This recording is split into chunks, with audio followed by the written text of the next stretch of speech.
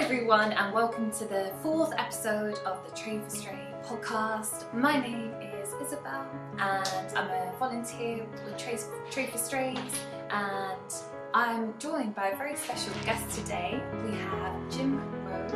So Jim, should we start by introducing yourself? You can tell the viewers a bit about what you do. So I came to Georgia pre-pandemic for just on a whim. It was supposed to be for 2 weeks, I ended up staying for 2 months. Fell in love with the place, went back to the UK just to do some things I needed to do with the aim of coming back and spend more time here. And then the pandemic hit, so I ended up stuck in the UK, and then literally 5 days after it was safe to travel back there again, I was back in country and I intend to stay now. Yeah, so I work remotely, earn my money outside of Georgia. I've got a lovely little apartment, two strays that I've adopted, and I'm just looking to live a simple life here, hoping to retire and have lots of dogs and cats in 10 years from now. That's the dream, definitely. Well, why don't we, I can ask you maybe a bit more about your animal journey here in Georgia, because so you've got you found two stray dogs that are now yours. Yes. I always knew I'd get a dog. Yeah. I've always had dogs. But I didn't realise I'd get one so soon. So I arrived in the May and I had the first dog in June, within 4 weeks of arriving. So whilst out on a hike down near the Red Bridge, which lots of people know here, I saw a mother dog with 5 puppies. Spent some time with them, feeding them, playing with them, and then went about my hike. And then a few days later, it was just playing on my mind. Yeah. So, and although the mother looked fine, she looked well fed. The pups were skinny and covered in lice. So I went back. I remember it was like mid-June. It was so hot, and I hiked down there. I knew which dog I was going to take. It was the smallest, the skinniest. Yeah. And I literally snatched it up and then hiked the 3 kilometres back with this dog. And the mum dog and the pups all followed me for ages. But got it back, got it back to the apartment. And it sat in the corner of the apartment for 24 hours, and then, within a few days was fine. House training was a dream, not an issue. And then that was in the June, and then in the October, on one of our 5 walks that we do each day, it was early evening, went up to the local graveyard and 2 dogs had been dumped, puppies again. A boy and a girl. The boy was much bigger, much stronger, much more confident. The little girl cut on her neck, cut on her arm. It felt to me like she'd been thrown out of a moving car. And she was all bruised up down one side. So she basically just followed me. With a little enticing, obviously. That was my excuse. That she followed me. And so, I never intended on keeping her, but the 2 dogs got on so well. And they entertain. I suppose it's like having 2 children. They entertain each other. I can get on my work and know they're fine. Yeah, and I live alone, so it's very easy when you live alone to get lonely. Having 2 dogs, you're never lonely. You've always got, they're in the morning, something to get and for work. And then a year ago today, so 26th of September last year, I found another little dog while starting a hike. That was tiny. That was kind of, you could hold it in one hand. Middle of nowhere, and I took that one, but that one got rehomed within 24 hours. Yeah, quick Facebook post, and some dogs are easy to rehome. This was always going to be a small dog, and that one was rehomed. It's really hard because I've got a small apartment, 2 big dogs. They're not small dogs. You've seen them. They're a bit, If I could rescue more, I would. I feel like your story resonates with so many people because if we, you're one person, we're one person, we can only do so much, but you want to do more, and of course this is where, you need that sort of community or something else to help and step in with this. Well, you know yourself, because we're part of the same Facebook groups and stuff, is you see lots of little things happening around the city and people helping each other. Like I said to you, the woman that wanted some next guard for a stray, so I met her at a coffee shop, handed it over, and then she keeps me updated each week on how this dog's doing.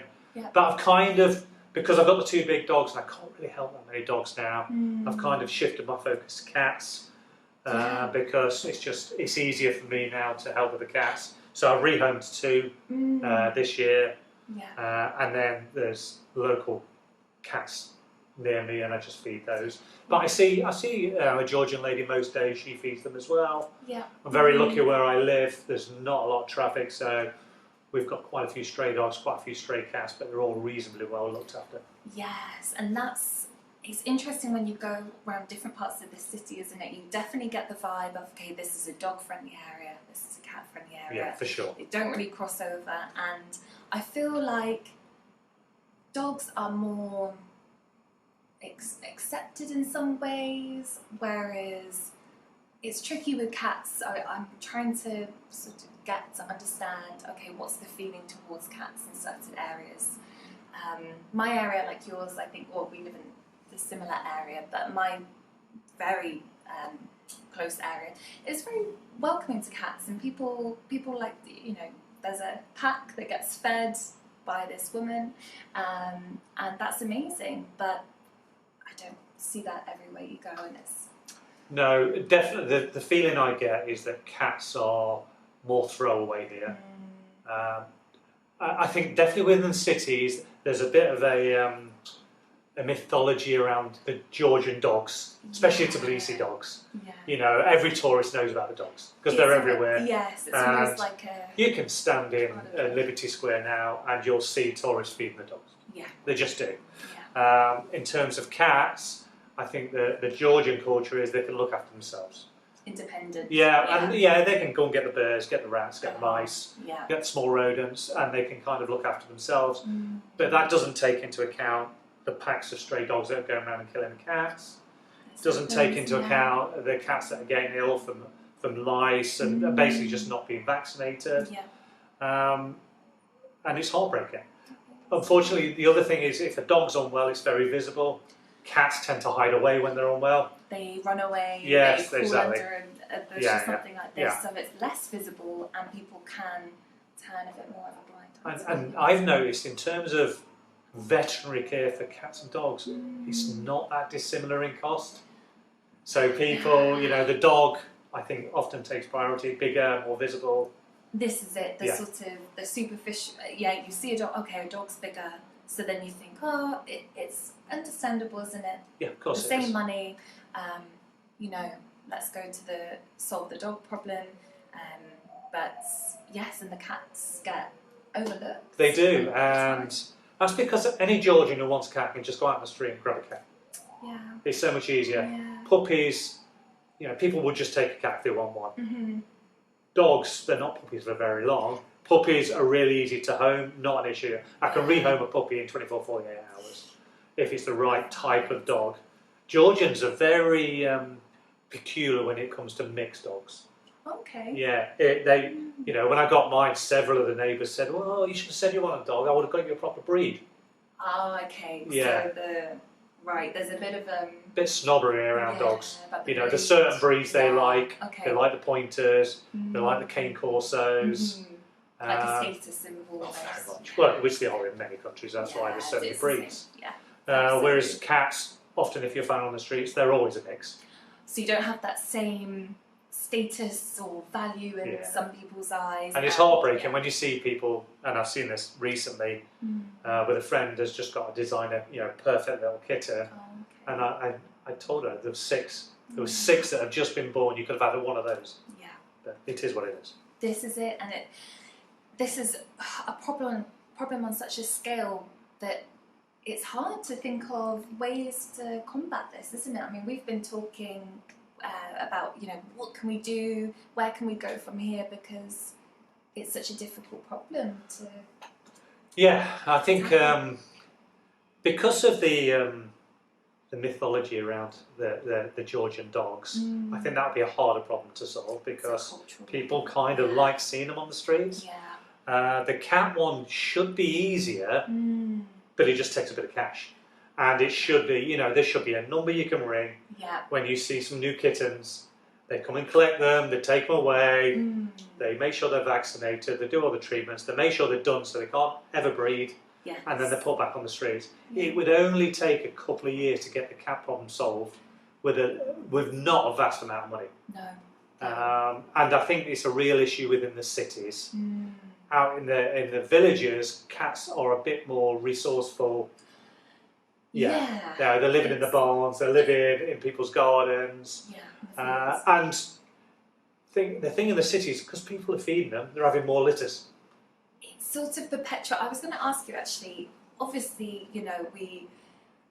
it's human nature, you want to feed the animals and things like this, but do you think in a way it does almost perpetuate the problem to a bigger scale, because then the government, people in positions of power might think, oh well, it's fine, they're all getting fed, we don't need to take action because I get that here. I get that here because Georgia's got lots of problems that need solving. People don't earn a lot of money here. Kittens, orphans. It's not a hard decision to make for a government, but cats is not a difficult one to solve. It wouldn't take an awful lot of money to get a grip of it. They are not. They're domesticated creatures. It's our fault. So it should be our problem to deal with. But it's a cultural change, and we were saying this earlier. 72 I was born, so like late 70s, early 80s. It wasn't that dissimilar in the UK, and we've moved far beyond that now. You know yourself. You don't really see stray dogs. You don't really see stray cats. Not really. The recent law around all dogs must be chipped. Every dog has to be chipped. If it's not chipped, then it gets rehomed. Dogs and cats are still being destroyed in the UK at an alarming number. But it's getting better. Yes. And charities do have a lot more money than they do here, unfortunately. We were talking about that, yes, and especially animal charities. They are very successful in countries like the UK. I think culturally, it's a shift as well. I mean, an animal is part of the family. You would never sort of think of, abandoning it, and so that's a big part to do with it. And like you were saying, it takes time. It takes generations. Education. It takes a cultural change, and some of that has to come from people that are very visible. And as expats, we're not that visible. It's really hard as an expat to stand and shout and get angry about what's happening because it's not your country. Yes, and that's a really good point as well. We have to, it's like a balancing act. You can't really.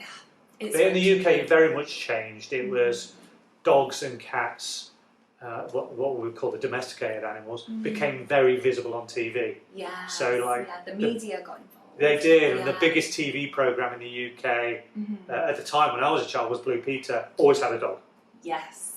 Yeah, so they were always doing stuff for charities, but we can only do what we can do.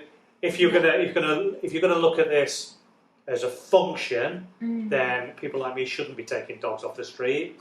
The money that I'm spending now feeding those dogs should go into a fund that then is better allocated. That would be the way to do it, but we're compassionate people. This is it. We can't. There's always going to be people like you and others, in all of us, in the community, trying to do what they can. So it's almost using us and trying to find a way to, okay, these people really care. Let's make a bit more of an organised structure that we can work in, because otherwise, it's disheartening. We've all been speaking about, we feed the cats, we have feeding stations, we feed the dogs, but it never solves the problem. No, it doesn't, and of course we're never going to stop doing that. So we need to find ways to overcome this. It's like a wall, isn't it, that you feel is a bit blocked. We can feed, we can do this, but there is a limit to what we personally as individuals can do. I know we've spoken about this on the podcast before. There are so many caring individuals. So, well, you see it all the time, and I do with the expats. I had a Russian couple. What was this? 3-4 months ago? Yeah, it would have been early summer. Message out. We found this kitten laying in a puddle, side of the road. We took it to a vet. They think it got clipped by a car. It's not in a very good state, but it's getting better. So I took that cat, I hand fed it for 2 weeks, multiple trips to the vets, didn't make it. The vet said it was probably some kind of virus that affected the brain. But expats do this all the time, and I get why they do it, is they rescue something, but they're leaving the country. This is it. So they try their hardest, they'll post it on social media. And we were saying that, of course, nowadays social media is amazing. We can do so much with it. So it's a great way to spread the message. But they'll post it, and people will try. If people can help, that's great. But then there's always a line: "We're leaving the country next week." Yes. And so it's really tricky. And we're getting desperate, and then all of us feel guilty. Yeah, of course. It's a really trick, because the onus shouldn't be on tourists doing these things, but of course people do because they want to help always. So especially when you're coming from the US, UK, where cats and dogs are viewed very differently. Yes. And it's less of an issue now. Yeah. Anyway, whatever countries you've been to, I've been to a lot of the desert countries, and it's an issue there. Yeah. You go to Egypt, it's an issue. You go to Oman, it's an issue. Friends that have been to Thailand or Vietnam, they've all got issues. Yes. For us in the Western world, it's less of an issue. Yeah. I mean, there's still, obviously, it's not perfect, and nowhere is perfect. But it's definitely people's minds, people's attitudes, combined with the law and government taking action. The combination of that has created an environment where there are considerably less stray animals. It's an easier problem to tackle. So when there is a stray animal, because it's so rare, it stands out. Stands out. It does stand out. I obviously within Facebook, back from my hometown, and often it's like, I've just seen a dog wandering up this street. It looked like this, and somebody else say, that's my dog, it's got out. Yes. It's very, very rare it's a stray. Yes. But if somebody finds a stray, then it's all over Facebook. Yes. And if it's not found at home within 24 hours, then off it goes to one of the rescue places. There are lots of charities within the UK. Yes, we spoke about this actually in our last podcast episode. So the UK is interesting because it has many different charities. So the information can get a little bit confused. So for example, if I found a stray, I would probably head to social media, like you were saying, whereas the information is telling you to phone this number or phone this number. People probably aren't going to follow that. I think it's Facebook, Instagram, social media now. I think because money's not so much of an issue within the UK, especially I can say this about the UK, and we are known as animal lovers anyway. Communities will take care of these things themselves, whereas you come to many other countries and the priority is people. Well, and I kind of get it. I do, you can empathise, and so it's finding that balance, isn't it? Because you don't want to, you understand the shift in priorities, but also at the same time, how do we tackle this issue when the priorities are so different? It'd have to be the same way as it was done in the UK, which was people power, which was lobbying their local MPs to do something, and it's a very similar democratic situation here. You've got your towns and villages and your leaders, and and they've really got to. I think to police it really should take the lead. It's a huge city, millions of people, and a huge population. The last figure I heard, it was over 40,000 stray dogs. Tbilisi. I'm not sure if it's Tbilisi or the country, but either way, it's horrible.